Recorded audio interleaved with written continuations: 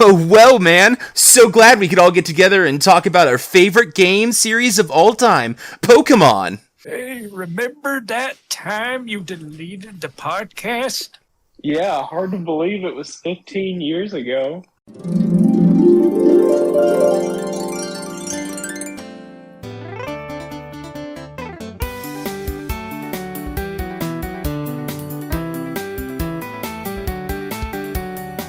Welcome to definitely the first attempt to record Pokemon, the Pokepodcast Game Boys Gen 2. This definitely isn't us doing it again out of synchronization and after recording the second episode because I deleted it trying to make room for Baldur's Gate 3 for my wife. I'm Dalin Malna. I'm the Austin guy. And I'm the other man. Oh my gosh. Hi, fellas. Welcome to this completely original thing that is definitely how I intended it to be. How are y'all feeling today at this brand new episode that we just started recording? I'm feeling decent, I would say. I'm feeling Poke positive. Man, I don't know if that's a good thing or not. Oh man, that's. I immediately regretted my reputation when I said that. They have my children. Let me out. Oh my gosh. Yeah. Well. So whether or not there's some time shenanigans, you know what I'm gonna say. Actually, here's my plan: is that I actually deleted the original on purpose so that we could go back in time and do it again, just like this game introduced the time capsule that allows you to trade with Generation 1. So it was all diegetic, all planned from the beginning. It's a canon event. It's a canon. Okay, so yeah, we started this. We are now in Gen 2, and that's exciting because that means we actually beat a game. Quite frankly, I'm shocked, flabbergasted that happened. But we're making good progress, and by that I mean ridiculously slow because that's life. But yeah, alright. So I'm gonna pretend we're just pretending we're going with it. First impressions of the new game. The definite new game that we have not played until this time now. Christian, what are your first impressions of this amazing, wonderful new experience? It's pretty. You stole my line. Literally, that's all I was gonna say. You gotta say it in sync now. That's the. Oh man, that's great. Yeah. I mean, that is the big. That is the big difference, if there is one. Is that like the presentation is like definitely a step up. Man, you get hit in the face with that intro video. Like, was I the only one that when you first saw that intro video, it was like, oh, dang, they stepped up their game here. Like, that was my first feeling, at least. Yeah, I totally watched the intro 100%. video. Gosh dang it, you guys. I think Christian was sincere, and I think Austin wasn't, but it was the same answer. Yeah. I love that I knew that. You guys give the same answer, but one is sincere and one isn't. Well, it's very pretty. It's very nice. And when I started the game, the first thing I thought was, I was like, oh my gosh, it's like the tiles look better specifically. Like, just the backgrounds and environments, like they look a lot less like, hey, someone managed to make a pocket calculator play a game, and more like, oh, like there was an art direction here. Yeah, I felt like I was finally playing a Pokemon game and not some weird alpha game. Yeah. As we mentioned about 30 minutes ago in the future, we did some trading shenanigans, and so I especially like was going back and forth between Gen 1 and Gen 2, and I'm like, even though they use some of the same sprites, like, wow, the tiles especially and the Pokemon sprites like look night and day better. It is actually a huge step up, I think. So yeah, that was definitely yeah. And then another quality of life feature I really liked mentioning, I think we mentioned some of the quality of life. There's some cool stuff. You got a day-night system. You can see the experience bars in battle. I think that's neat. I think it's cute. There's just a bunch of little things. It's like, oh, that's a little bit nicer. So I think that's fun. What's your favorite? Okay, everyone, I'd love to hear it from everyone. Start with Austin. I'll make Austin go first. What's your favorite quality of life feature that's like changed from Gen 2 to Gen 1? I got to see if I can remember what I those know. possible changes are. Let's see. Oh, okay. I remembered one. The biggest thing that I love is whenever I have to interact with, like water or the trees or anything that requires an HM, Yes. I can just press the button on it and not have to go into my Pokemon menu every time I want to use Cut or push something or use Surf. That is the greatest change from Gen 1 and Gen 2 that makes me appreciate everything. That is probably the correct answer.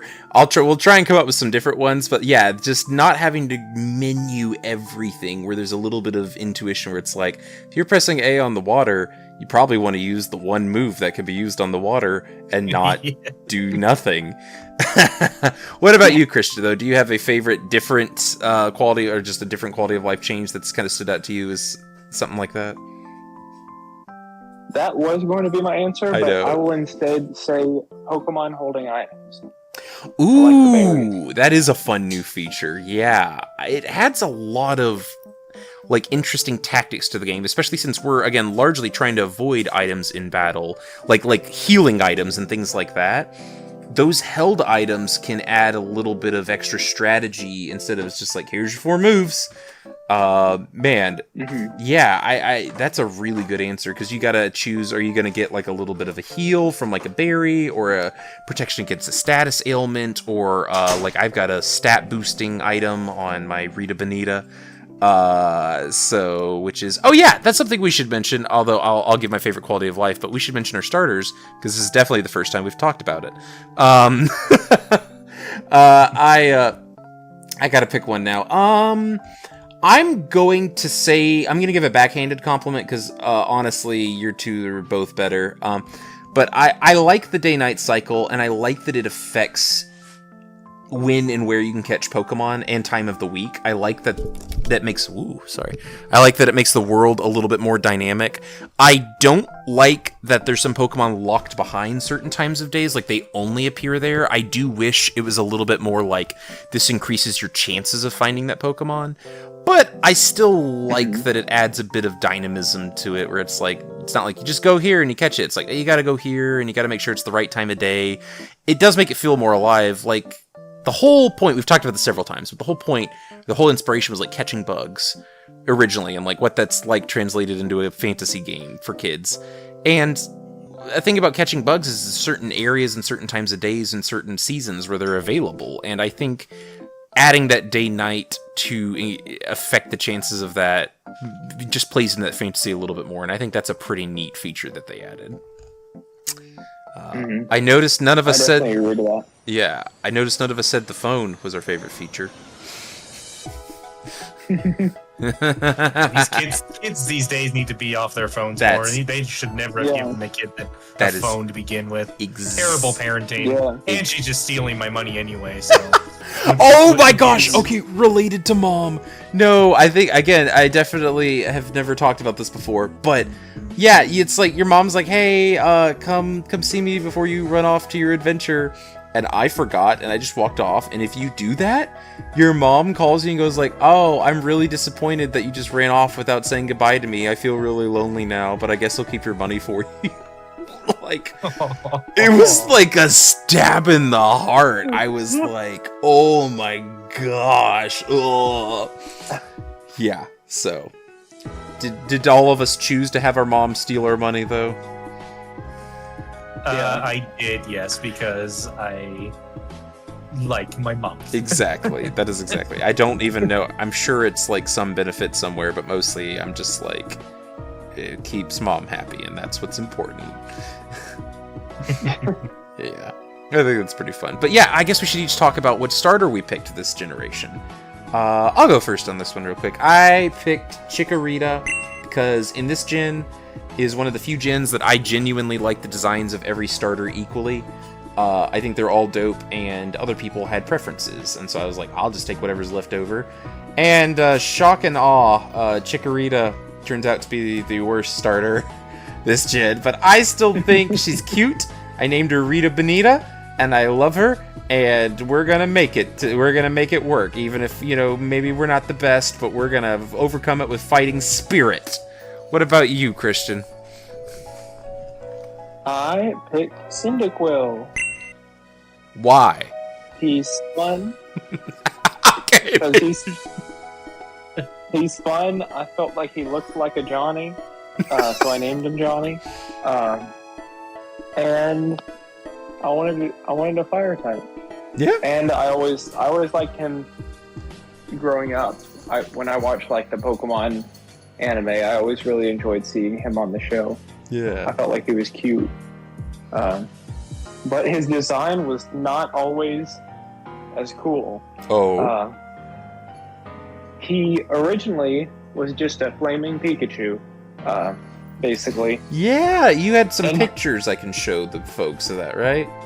Or someone did. Yes. Chikorita basically is the only one that kept the same design. The Cyndaquil was basically just a flaming Pikachu, and Totodile was just like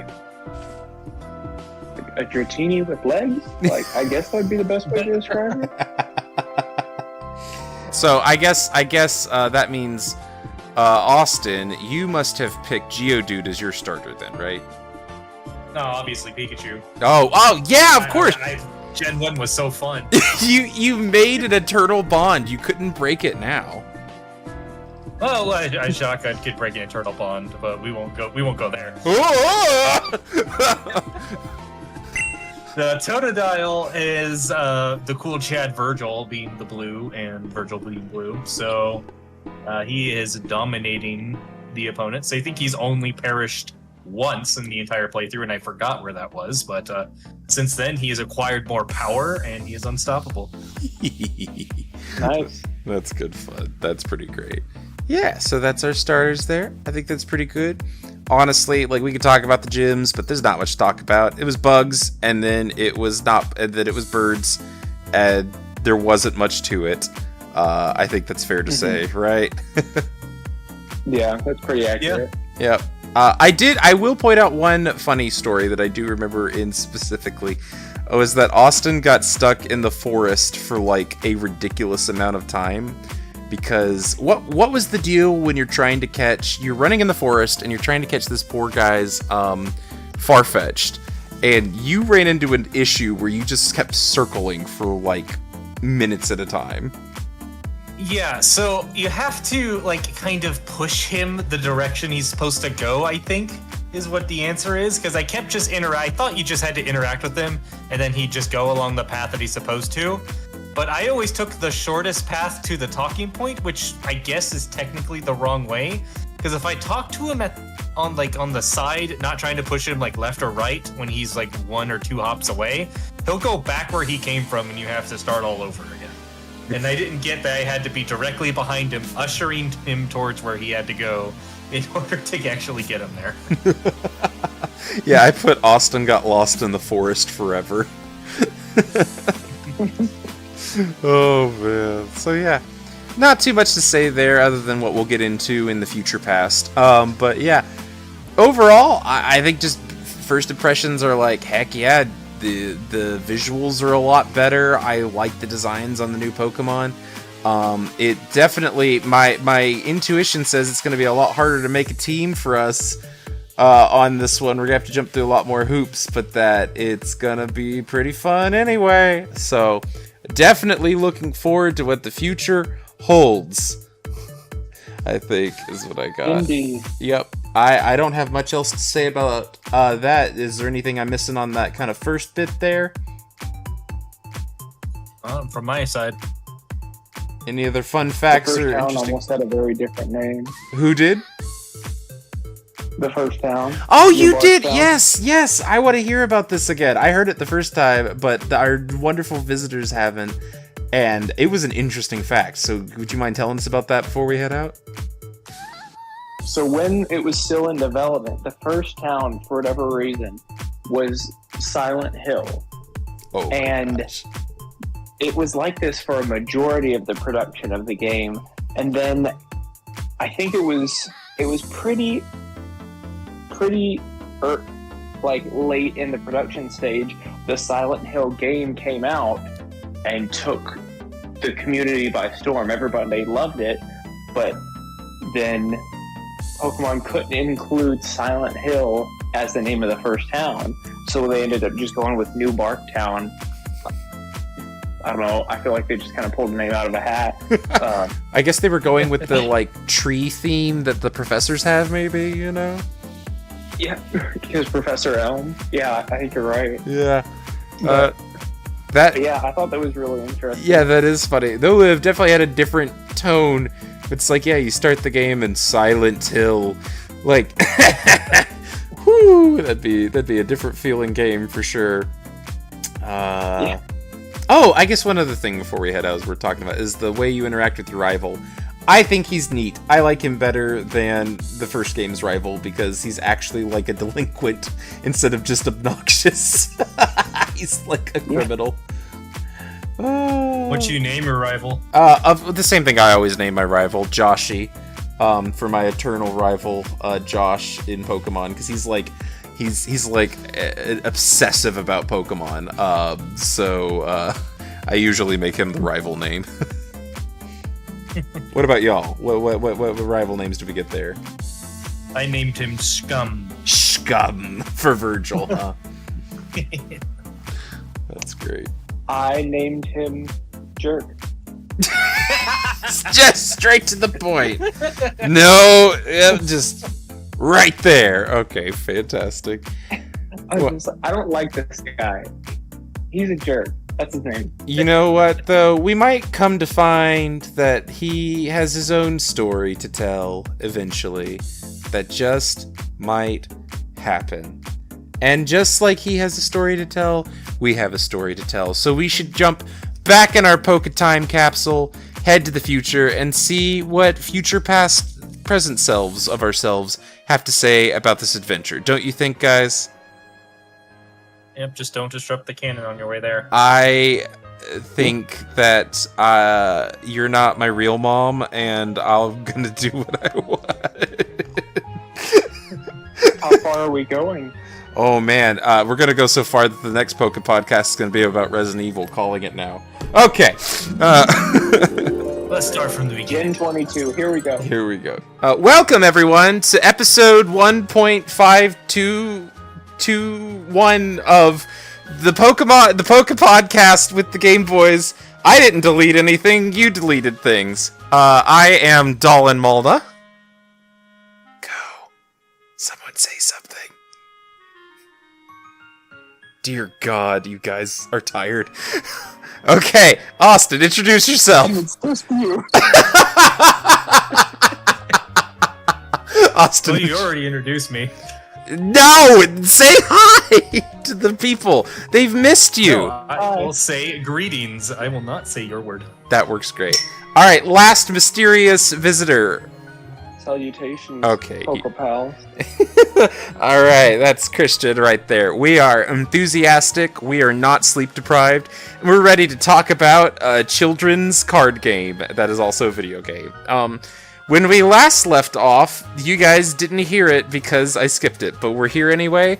And due to the power of time travel, we're here now.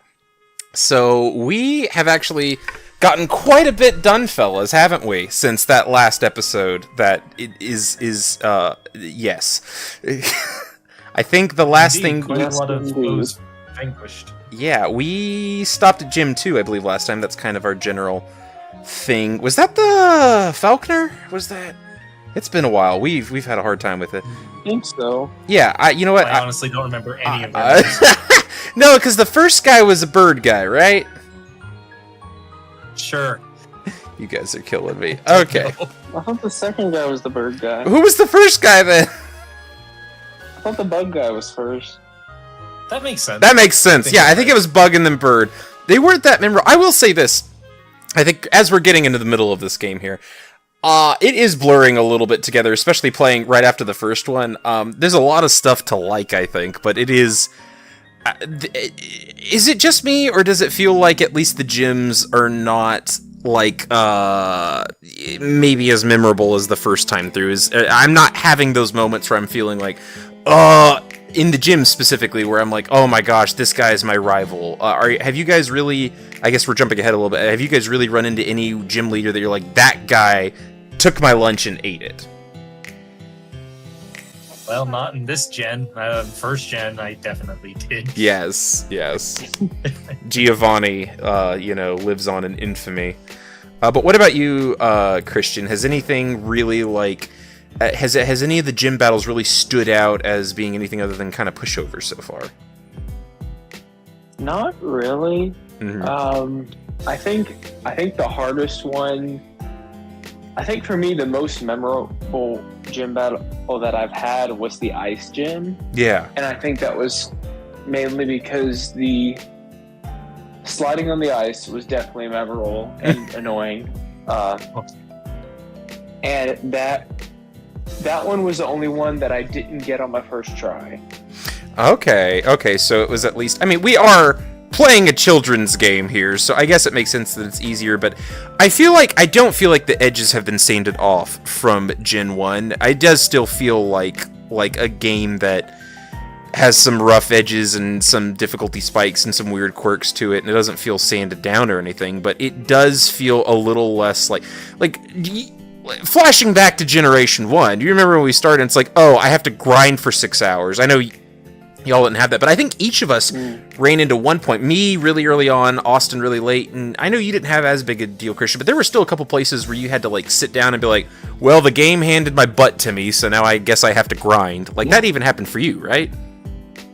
Yeah, exactly. Yeah, I had that happen near the end. Yeah, so, and Austin, you obviously, it got so frustrating, it was like, this is not worth it.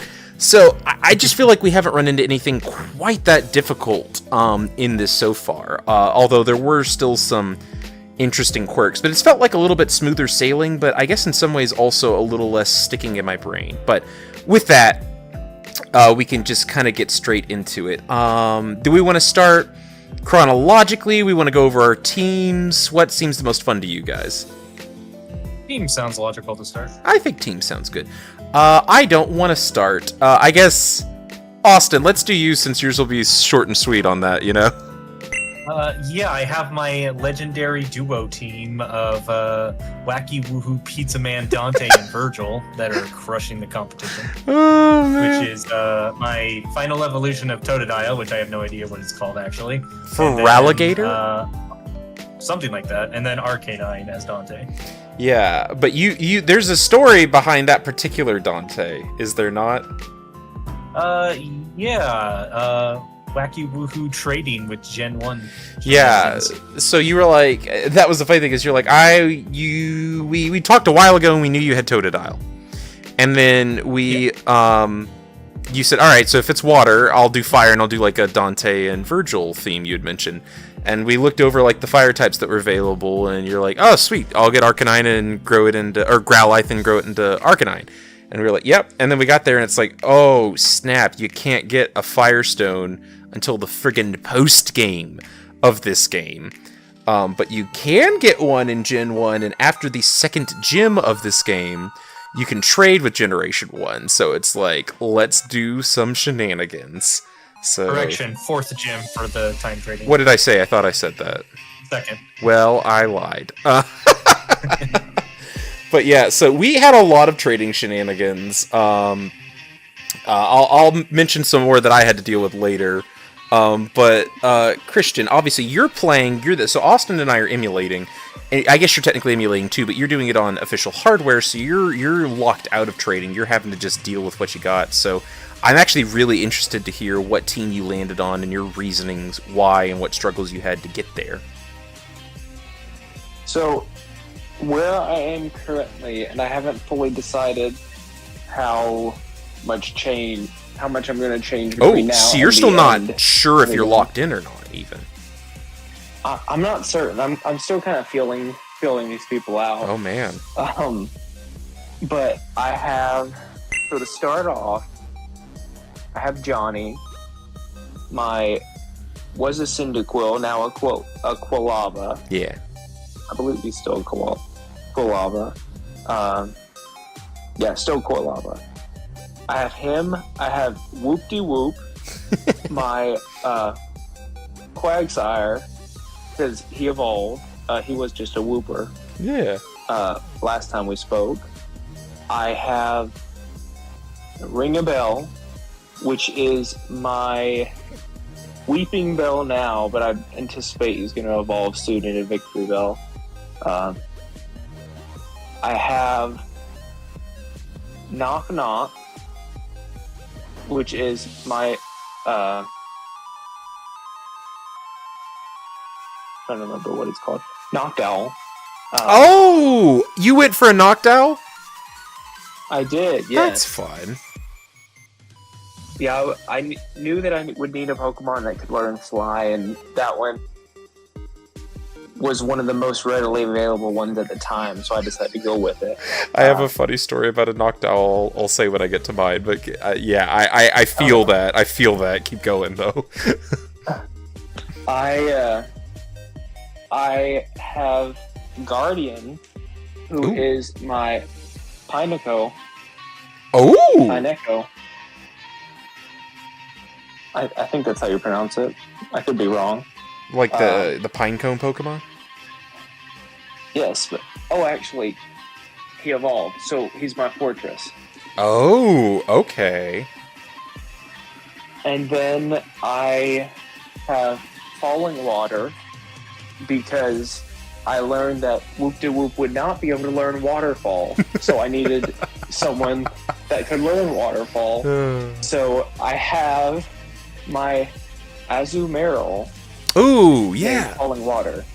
That's fun. Yeah, that's the... So, do you have a fun fact about Azumarill? Because I do if you don't, but I know you usually have fun facts. Not specifically. Okay. I know that they eventually become a dual type, but currently in Gen 2 it's just a water type. Nice. No, yeah, so my fun fact is that when Azumarill was one of the first promotional images of the next generation of Pokemon coming out. I can't remember if it was leaked or if it was intentionally shown, but either way, before people knew much, they had pictures of Azumarill, kind of showing up. And people called that Pokemon Pika-Blue for quite some time until they knew the actual name, because it started the trend that most games have, where there's kind of a Pikachu-esque Pokemon in every generation. That's really funny. Yeah, so I didn't know that. Anyway, so yeah, but you said this is a team you're still kind of playing with. Any like places you feel like you want to shore up, or what are the uncertainties? Just you're not sure if you'll find better Pokemon? Is there anyone you're like, I don't really want you on the team, but I guess you're here, or what's going on there? I'm not sure how beneficial it is to have two water types. That's been my biggest, because I'm trying to really diversify. Yeah.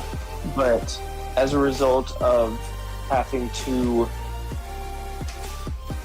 get Waterfall, which Whoop-de-Whoop can learn all of the water moves except that one for whatever reason, I had to either completely discard Whoop-de-Whoop, but I really like the aspect of a water and a ground, because then it's a water type that's immune to electric moves. Yes. Huge advantage there. Yeah. So, given my options right now, this is the team I have, but there may be some changing by the end. We'll see. There's definitely going to be on my team, because I have never planned so gosh dang hard on a team before this. I'm not sure I'm ever going to have to play him this gosh dang hard again after. I have finangled, I have worked, I have done all kinds of nonsense. So I'll get into that. That's why I mentioned there's the foreshadowing. Noctowl is involuntarily on my team. So I got Chikorita, of course. The best starter, definitely. It's not like I picked the hardest one twice in a row. That's not what happened. But I love Chikorita. Chikorita's great. So that's good fun. So then, pretty immediately after I knew I was going to get Mareep, I made sure I even got... That's part of the reason I didn't want to even get Crystal and wanted trading, is because I was like, I love Mareep. Mareep's great. So I knew I wanted Mareep. So far, so simple. Mareep is just a Pokemon you catch in the wild, pretty early on. I think after the second badge or right around there. So far, so simple. That's nice and easy. Things start to get mildly more complicated, because the next thing I wanted was a Ghastly. So you end up with a Gengar. Now, Ghastly is pretty easy to get asterisk. Ghastlies can only be caught at night in this generation, in the day-night cycle. So I had to wait till a certain time of day. So I was even thinking about like moving on, and they can only be caught in like a few areas, so like one of the towers. So I had to wait by an area till it was a certain time of day and then go catch it. So that was complication 1. The second complication is that it can only fully evolve by trading, which was simpler if you had just the cable, but we're emulating, which makes it a little bit trickier to make trading work correctly, especially since I've been playing primarily on a Steam Deck, and you really need to run it on like a computer that can run 2 instances of specifically the emulator MGBA to make trading work. But after a lot of finagling, I basically got a copy of Austin's ROM and save, and that's how we got him Wacky Woohoo Pizza Man, and I managed to do some trading shenanigans with that to get my Ghastly finally evolved to a Gengar. So that was pretty fun. He was the first I got up, but then it gets even more interesting after that point. So one of the other ones I got right around early on, Badge 2, was another Slowbro. Now, I did have a Slowbro last time, but there's a new evolution, Slow King. And I thought, hey, that's different enough that it would end up with a different evolution, and I feel like that wasn't really breaking the spirit of trying to try out new Pokemon, because I've never had a Slow King.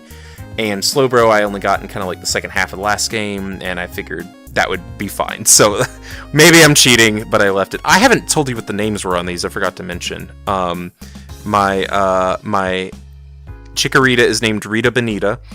My Ghastly I named Garmin, like the GPS system that used to exist, but like I don't know why. I don't remember what the joke is about that. I just named it Garmin. I named my Mareep, which is now, of course, what's the final evolution of that Mareep called? Oh, no, she's just a Flaffy right now. She actually hasn't... It's an Ampharos is what it becomes, but it's a Flaffy right now. But I named it Frolonda, because I thought that was funny. So that's the... And then the Slowbro... So remember the last one was Barbara Manatee, and I was going to name the Slowbro and the Slow King the... whoever Barbara Manatee is singing to, please, won't you take me to the ball? But all I could get were female Slowbros, so I just gave up and named the Slowbro Dudette.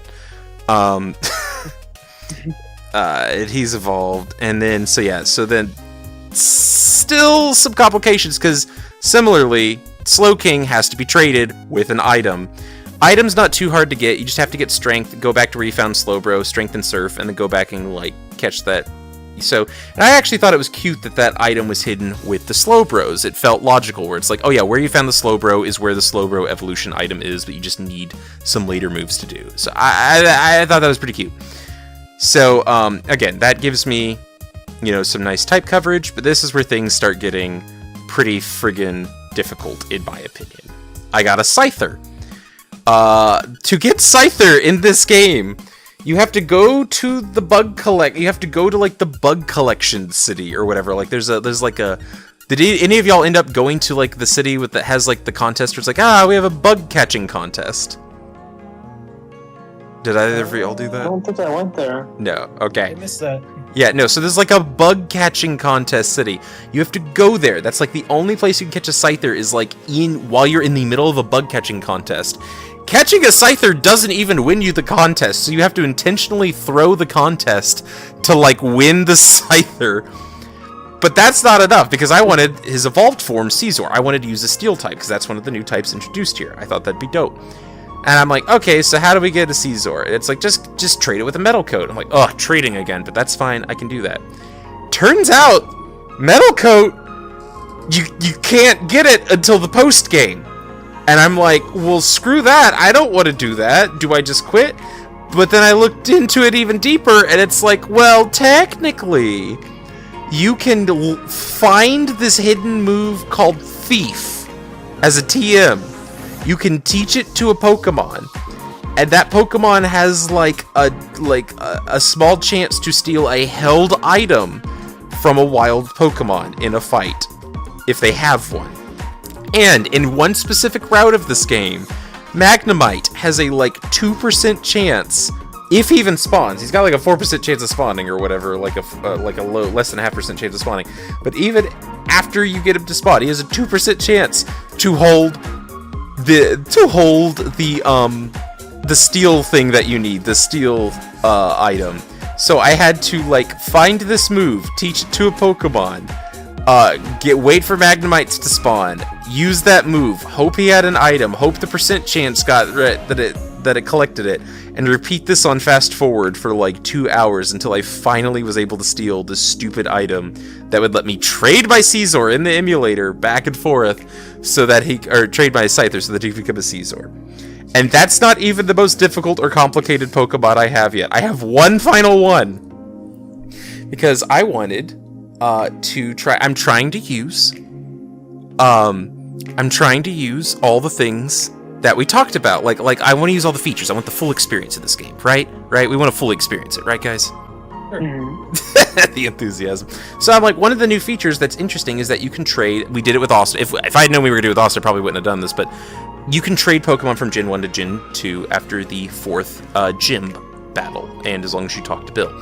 So, that's great. So I thought, hey, I'll trade a Pokemon from Gen 1 to Gen 2, but I don't want it to be one of my main team, because I don't want to repeat, but I'll catch one. And so I said, hey, I don't have a guy that can fly very easily at this point, and a couple other moves. I was trying to cover my bases, so I said, oh, you know it's a rare Pokemon that's in Gen 1 that you can get decently easily, but you can't get in Gen 2? Dragonair from the corner, because we had so much flipping money because we didn't use items. Most of us were doing a challenge that limited item use. So we had so much money, I was like, I'll just trade all my money for coins. I don't have to gamble. I'll just trade all my money for coins and get a Dragonair and then trade it over to Gen 2. And then it can become, or it's a Dratini, it becomes a Dragonair and it can fly. And then I'll have everything covered and it's fantastic. And so I did all this work. Actually, my file got deleted for some reason, so I had to like use Austin's to like... I tried to use Austin, but Dratini isn't in there, so I had to go download an emulator that was a finished... It doesn't matter. It was all kinds of nonsense. But I finally got my Dratini over, and I was like, okay, I'm in business. And then I realized Dratini can't learn fly, only the final evolution Dragonair can learn fly. Not too big a deal. You know, just gotta evolve him up, right? Okay. He evolves into Dragonair by getting to level 55. Do you guys remember the self-imposed challenge that I'm doing on this run? Can't get over the level of what you're fighting. Do you know what the final boss of the main game's level is? 50. Well, yeah, like 54. Right below 55. So, gosh dang it, I don't have a flying, I don't have a Dragonair, so thus I caught a level 10 stinking Noctowl that isn't even really... You know, they say, there's that meme, I'll post it, that's like, Blub thinks he's on the team. That's what this Noctowl is. He's not really part of the team, but I need someone to fly me around, gosh dang it. So that is my long and sordid and painful story of my team. I have never worked so hard to get this in my life, but it is finally mostly complete, and at least by the end of the post game, I will have the dream team, maybe, if you squint hard enough. So, thank you for listening to my terrible, terrible story. But, I don't know. Have you guys felt like building a team? All that to say, because I have definitely felt, cards on the table, I have felt like building a team was harder in this game than it was in the last one, to get like a nice team of Pokemon that I liked that still had good type coverage where I wasn't just repeating myself. Have you guys run into that at all? I guess Austin wouldn't have, but still, I want to hear y'all's opinions. Technically I did, because for Gen 1, my team was finished instantly, so there was zero effort. Team 2, I actually had to do trading shenanigans, so there was a little effort. I guess that's fair. That is fair. Alright, what about you, Christian, though? You're still deciding your team at this point, I guess. I'm still deciding my team. I definitely feel like I've had a harder time with this generation, just because, like, so many of the good types you don't see until after, like, Gen 6. Yeah. Just, like, there's, like, so many different options that you get when you're basically about to be at the end, and that you either have to grind really hard to get the Pokemon you just caught up to par with everybody else so they're even worth using. Yeah. Versus just continuing to use what you've already been using, even though it's not maybe a little less better type coverage. So like it's an interesting trade-off that they kind of force you into this situation in this game. Yeah. No, yeah. It is interesting because they made a bunch of interesting new Pokemon, but they did not make them easy to get the new Pokemon, I feel like. Mm-hmm. So that's our teams. And I think it's pretty interesting teams. I think the other fun thing I've noticed is in the back of our heads, I feel like after that first fight from Gen 1, some of us are like thinking just mildly harder about our teams, like not really, again, trying to be purely competitive or like trying to like, you know, design a team that's just to beat the other two or something like that, but I do feel like I'm a little more cognizant of what my weaknesses on my team are after getting so thoroughly schooled the last time that I'm like, okay, I want a decent team this time, said the man with Magnemite or a Chikorita on his team. But so yeah, I guess from this point, you know, we could do. I think rather than maybe go exactly bit by bit, just hitting some of the highlights of some of the things we found that were interesting going through. Might be good at this point. Are you guys up for that? I am. Yeah. And I have a highlight that I feel like everyone needs to know about. I really want to hear it then. The dialogue I had with this one random trainer. I don't even remember where I ran into them, but you walk up, you see the little exclamation point, they come to battle you, and they say, "My Pokemon just got a haircut." Wait till you see it. And then they throw out Lickitung, the hairless Pokemon. What hair did they cut? That's why he's hairless. To ask this question. He had a full fro before that, but now you're asking the real question. It's terrifying. Oh. I'm asking the real question. I need executives to answer this. I need to know what a haired Lickitung looks like. But I also don't need to know because I'm terrified. Oh man, if there's some fan art, I'll post it up right now. You know, we'll have that coming up. Yeah, we'll get to see what it looks like. Oh man. Austin, any highlights of equal wonder and importance to that? I don't think I have anything funny along those lines. Trying to think back through everything, it was pretty straightforward going through the last 4 gyms. The only goof thing that I did was I managed to get all the way to the 6th gym, cross the water with Surf, only to realize I had forgotten an HM and had to swim all the way back and then swim back to the gym in order to beat it, because I 80% of the time talk to everyone, and then this town I decided, nah, I'm not, and then missed an HM, of course, which was really stupid, but that sounds pretty much like my luck. You're not alone. I Else did the same do thing. it out. I'm the only one who got it, not the first time. Oh man, that's funny. Yeah, I'm trying to, looking back at my notes that I had, it's a lot of, I did struggle some, it looks like, even though I was saying it was pretty easy. There's a lot of, well, I wiped. Okay, didn't wipe this time. I think a lot of times I go in not taking the gym seriously, and then I die, and then I go, okay, because I'm trying to, like, level up my lower level Pokemon, which is not what you should be doing at, like, during the final boss fight. I did that a lot. I got a little over cocky. I think some of the standouts, I feel like we have to talk about Whitney. Like, she's a legendary, like, meme of difficulty in this game. I think my notes I specifically wrote is, Whitney is a crapshoot where one of us steamrolls the other instantly. Which is true, because when I didn't start off using my Ghastly, I think, basically, she one-hit killed everything, and then when I did use him and just instantly used Hypnosis and then, like, Dream Eater, she didn't get a hit off. Like, there was no, like, great battle. It was just like, well, one of us is gonna steamroll the other. I know we mentioned that it wasn't too hard, but since it's worth highlighting her in particular, because she is infamous in Pokemon for, like, being a huge difficulty spike. Did either of y'all have any interesting stories about Whitney in particular, or just, nah, another boss to smash into death? Which Pokemon were her? She had the Milk Tank as, like, the infamous... She's the normal type leader who's got the Milk Tank that can heal. That's why it's so infamous, is like it has a full heal move. The third, she's the third leader, yeah. I think that one did anything to me. I think that one was a complete sweep with Virgil. Yep. Yeah. Yep. I mean, okay. Fire completely toasted her. That's great. No, yeah, yeah, I think I did die once, like I said, because I wasn't, but she's infamous for being very, very difficult, is what I've heard, but for me, it was just interesting that, yeah, it was like, well, she did kill me, but then I killed her without. I think I mentioned here, yeah, I took some like I was mentioning how our fight in the last generation really influenced me, because now I've been using Hypnosis and Dream Eater as a combo, that's how you got me last time, Christian, and I'm like, oh, I'm learning from my mistakes, that's going on my team. So that's what Ghastly's, I've just been doing that to a lot of the bosses, is like, okay, you go to sleep, I eat your face.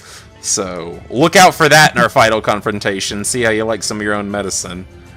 Okay. Yeah. Bring it. The ninja hideout was interesting because there was a lot of self-destruct stuff happening there. Like that gets used a lot there. That was another thing I found out. And one of my notes here is I said, self-destruct is this generation's rap. No, I will not elaborate. That's exactly how. Very true. That's exactly. I don't think I've seen anything use self-destruct my entire playthrough yet. Oh man, everything. Really? What about? Come on, Christian, you've seen it, right? I'm not the only one here. I see it all the time. Yeah. And ever since I ran into the first self-destruct, I'm so glad that Guardian knows Protect. Yes. So he doesn't get touched. Yeah, So they just Go on. They just kill themselves, and I just go on my merry way. Yeah, my Gengar, or he wasn't a Gengar at the time, he was a Ghastly and then a Hunter, but my Gengar is immune to normal attacks, which include self-destruct. So that's what every time because I'm jumping ahead again a little bit, but there's that fight where it's which hideout is it the ice, or it's like where Rocket is, where like every time you pass by a statue, 2 guys come and attack you. Radio tower? Yeah, the radio tower. The radio tower is filled with self-destruct trainers. There's even like a puzzle. There's like a puzzle where like if you make one wrong move, it instantly puts you in a fight with a Pokemon that immediately uses self-destruct on you. Yeah, Did I get exactly. that puzzle right the first try then? Because I don't remember that happening. I remember fighting every trainer on purpose. I tried to fight as much as I could. Nothing used self-destruct. That's bonkers. It was full of it. Because I did, however, run into a lot of Pokemon and trainers that like to curse me. Curse was something I ran into a ton of, but never self-destruct. Oh, interesting. Huh. I don't know. It's funny. I mean, like, I don't think that's a huge difference between gold and silver. I'd honestly expect more differences from Christian's as he's doing Crystal. But yeah, I think my biggest problem running into this was one of the things got wise and didn't use self-destruct and used magnitude 10, which instantly killed him, and I was like, oh, that's sad. That's the one time I died there. But the other thing was that so many self-destruct points were going towards him that I was in danger of getting past my leveling limit. So I was like, dang it, they just keep killing themselves and like filling him with experience, and he's like shooting up way higher than I want him to be. But yeah, so that was an interesting thing. Oh yeah, story-wise, not that I know there's a super intricate plot, but I put multiple times in my notes, oh my gosh,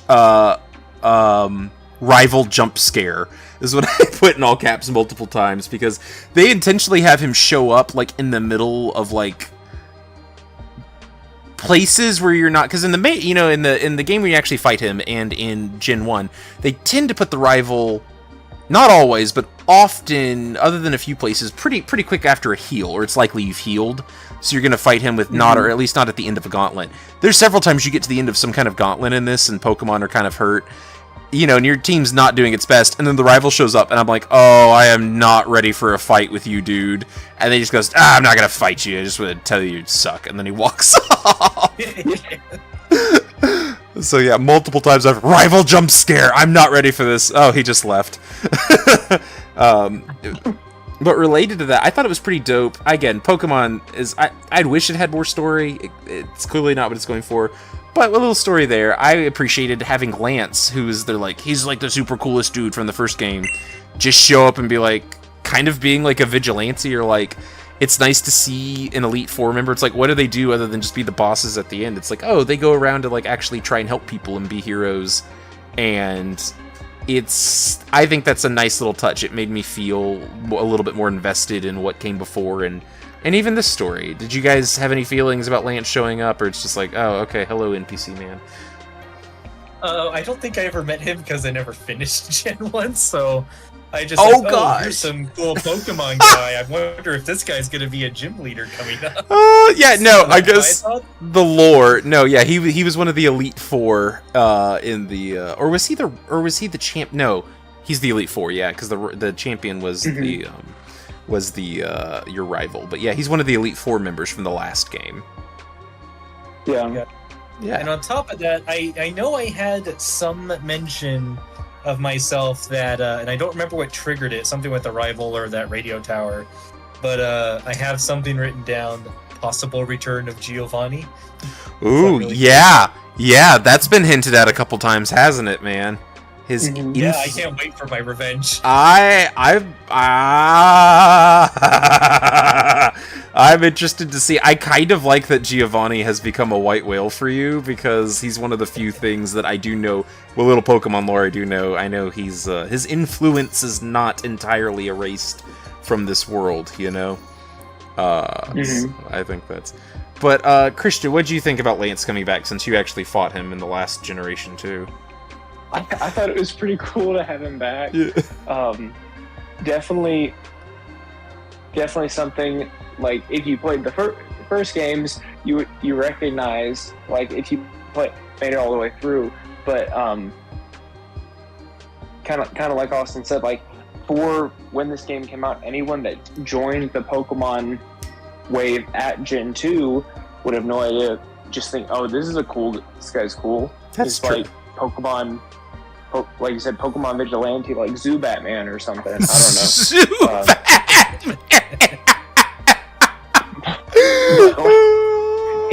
He just shows up, helps you, and then leaves. Like, cool, thanks for the help. I wish I could have gotten that week, but okay. But yeah, I thought it was pretty cool that they brought him back. So yeah, I'm still dying at Zubat, man. Oh my gosh. Okay. Oh my word. Okay, related to that then. Any fun facts or any trivia? You said you had a few. I'm curious to hear what trivia you got for us. Oh, this is something that I didn't realize, but the Gen 2 games are the only Pokemon games, at least I believe, continuing through like the current gen, with the exclusion of Fire Red and Leaf Green, that feature 2 full regions in the game. I thought that was interesting. Oh, yeah, that is true, because as we'll get to the post-game spoilers, we get to revisit Kanto, which is true. It's a smaller version, but that is an interesting thing, because it lets you... I mean, it's like getting a game and a half. That's a pretty cool post-game. That's actually... I know we're not going to do every post-game of every one, but if y'all are up for it, I'm actually excited to kind of see what Kanto looks like. I kind of feel like we'd be stopping short if we didn't try that. But yeah, I think that's a really... Yeah, I'm curious if it's different. I'm excited to see it's like exactly the same. It's got to have changed, because canonically 3 years have passed. That's like a plot point, is that 3 years have passed. Because that's how you trade with Generation 1, is you have to get in a time capsule to like talk to the past or whatever. So it's got to be some different. I'm excited to see what changes. I'm excited to see. I've heard that Lavender Town and the Pokemon Grave site is like different too. So I'm interested to see what we do when we get there. The Pokemon lore. Yeah. I think the only... Maybe Wolfie Lands again. Yeah, I think the only other notable thing that I kind of skipped over was the Lake of Rage was nifty. Oh, I guess that does go into one of the new mechanics we can talk about, though, because you see your first, like, mandated, like, shiny Pokemon with the red Gyarados there. What do y'all think about shiny Pokemon being introduced in this game? Well, he is now called Red Slave in my team. So, yeah, that's what happened to him. Oh, my word. That's great. I just killed him. I tried to catch him, but I didn't have enough Pokeballs, and I was like, I don't care, because he's not part of my master plan, so...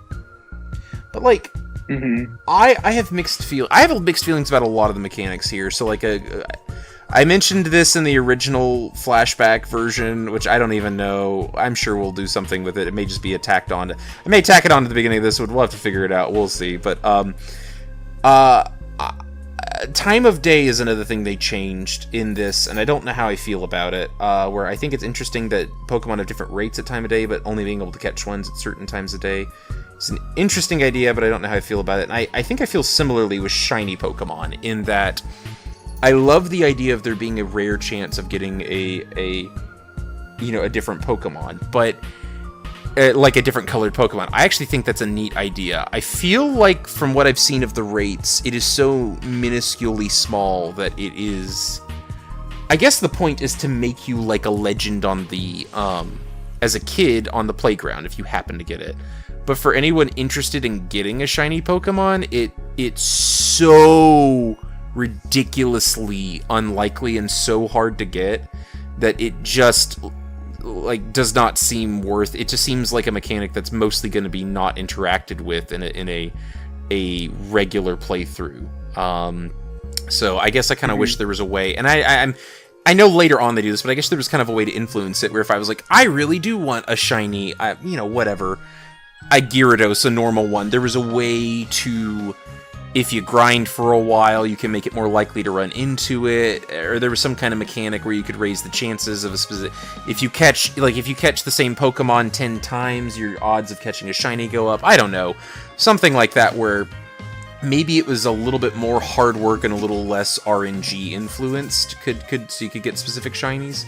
But, I mean, I know a lot of people love the rarity and it makes it fun, and if you diminish the challenge that much, it might not be the same for them. But do you guys have any ideas on like the shiny mechanics or what you do, what you like or don't like about it? I don't know anything about them enough to have any opinion about shinies. Oh, they're very, very rare and they have different colors. I don't think I really care about shiny Pokemon. Yeah. In any gen. That's allowed. What about you, Christian? Yeah. I definitely understand why they have them, to just motivate people to, even if you've played through the game like a few times, there's like this extra thing that you can go through hunting and like embracing that gotta catch them all mentality, just to get people to continue playing the games. I do think at least from my understanding, I don't know because I haven't played the more recent games, but it seems like they've almost made it easier to catch shiny in the newer games because there's like items that increase your chances of seeing a shiny and things like that. So I think that's kind of making it easier, because I think in the older games like this, it was so difficult, kind of like you said, that people would just give up after running into like their 700th Geodude or something like that. Yeah. With the off chance of seeing a slightly less brown Geodude or something like that. Like, I do think, at least from pictures that I've seen, I do think some shiny Pokemon look cooler, but there are also some that in my personal taste, I don't think look as good in the shiny form. So it's kind of a preference thing in my mind.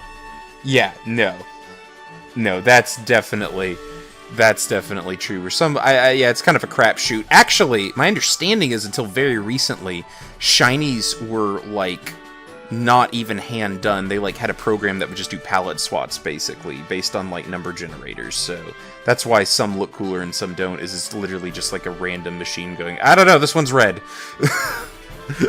That kind of a deal. Overall, oh, and again, mentioned this in the flashback, probably mentioned again, I continue to hate calls with a passion. I regret adding people to the phone. I'm considering just going through and deleting them all. Pain, I hate it. It is the only thing that is like a downgrade from the last gen. Some things are kind of just different, and a lot of things are better. Gosh dang it, I hate that phone. Oh. It's just, yeah. I don't know. Has that not been bothering anyone as much as it's been bothering me? I've never talked to trainers after I beat them in any Pokemon game, so I never got anybody's number until I accidentally talked to one bug kid after it, and then put his number, and then like every like thing I did, it was ring ring. Hey, it's me again. There's a bug here. Want to catch it? Or ring ring. Come fight me again. It's like nope, delete. Yeah, I'm not doing this ever again. Wait, so that's how you get numbers? Yeah, you guys don't talk to them after you fight them? No, because I just figure that the dialogue doesn't change. No, it is. They give you exactly. different. No, they give you different advice and like. No, they like tell you where key items are, and my gosh, guys. I've never, in the history of my time playing Pokemon, talked to a trainer after I try it. They give different. They have different dialogue, and sometimes they're funny. Because one's like, "I'm gonna impress my girlfriend," and then after you beat him, he's like, "I think she's gonna leave me." Like it's just you get different dialogue. It's just sad. Yeah, well, whatever. But like they have different dialogue and different funny things. So yeah, it's like, gosh dang it, some programmer, Satoru Iwata, God bless his soul, didn't work his fingers to the bone to make that text fit, so you didn't read it. Respect the dead. But yeah, I was gonna say, I think that's the only thing where I'm like, nope, this is objectively a downgrade, and I hate it, are those phone calls. Can't stand them. But you know, yeah. Otherwise, I've really been... Oh, go on. I was just gonna say, I only get calls from my mom because I haven't talked to anyone else apparently.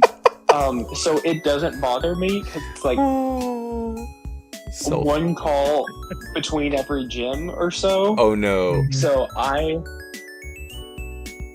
gonna continue not to talk. No, to people just for torture. Just for torture. I want you to add one phone number just for like a little bit because I want you to understand what it's like. Although you're at least in Crystal, where they did make a few changes. I did read this, where like we just get generic dialogue. At least every individual trainer has like a slightly different dialogue in Crystal.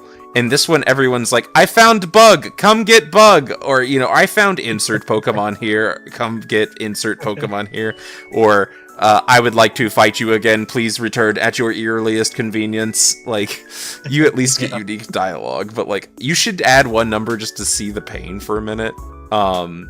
It's awful. I think my only other complaint about this gen, and this is true of the first one, it's just I'm feeling it more as we're getting into Gen 2, is when I was first playing Gen 1, unless I was explicitly grinding, I really tried to avoid using fast forward. I wanted to get like the real experience. I play probably 75% or more of this game on fast forward at this point. Everything is so slow.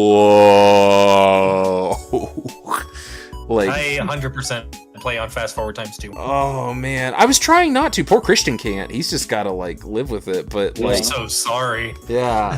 Hey, another advantage to switching to emulation next gen. But but like it's, oh man, I'm gonna be honest. I just am like, yeah, Austin. Whenever we're like, yeah, we finished, we're waiting on Christian. Just remember, we're literally doing it at twice the speed. So Gen 4 did not feel anything this slow, and I think part of that is the addition of like a running.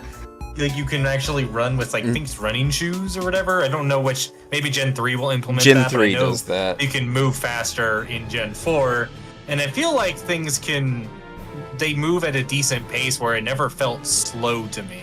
So probably once I reach there, or when we start getting those quality of life movement or speed things, I'll probably stop doing the times 2, and hopefully like the combat speeds up, because some of the combat things are feel really, really slow right now. What cracks me up, and I get what you meant by the running, but what cracks me up is Gen 4 is both notoriously and objectively, it's specifically Diamond and Pearl, not really Platinum, although still Platinum is, the slowest Pokemon game in terms of, like, battles and animations taking a long time to get through and, like, meters taking a long time to fill.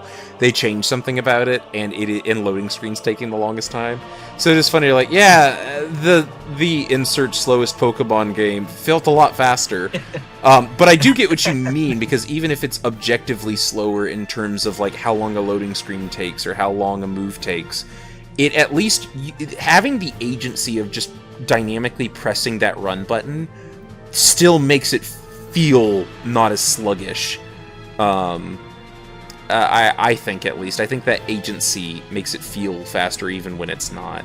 Because right now, yeah, it's just like, oh man, it is hurting me. That's my one real complaint. And Gen 1 was just as bad, but I think I cut it some slack because it was the first game. But by now, it's like, I wish they had tightened some things up, because it feels sluggish. And I don't remember it feeling this sluggish, but boy howdy does it. Yeah, but I've tried to use the bicycle in every building.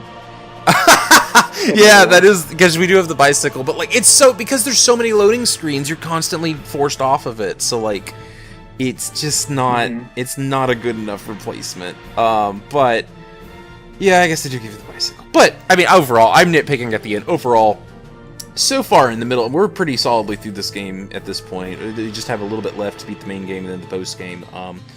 But right now, I gotta say, lots of improvements. Mentioned it in the flashback episode, but graphically and presentation-wise, this is blowing it out of the water. It's way prettier to look at.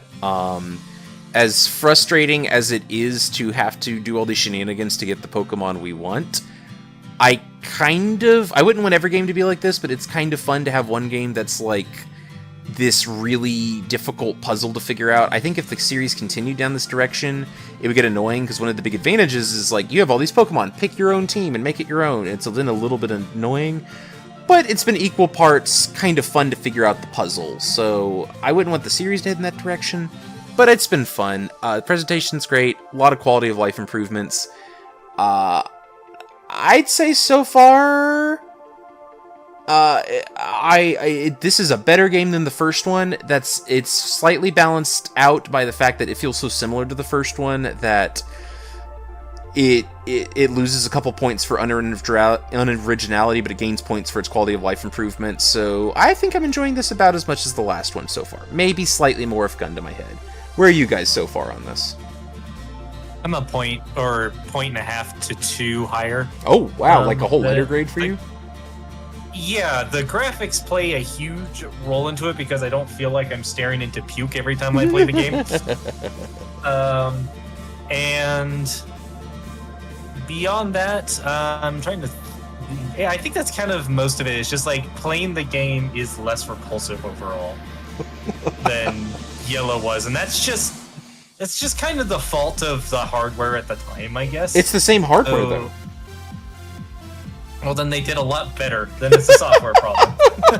Because Yellow was on color. They tried harder, it feels like. Yeah. But even though gameplay-wise, I feel like it's approximately the same, but at least it is packaged nicer, so it gets another point.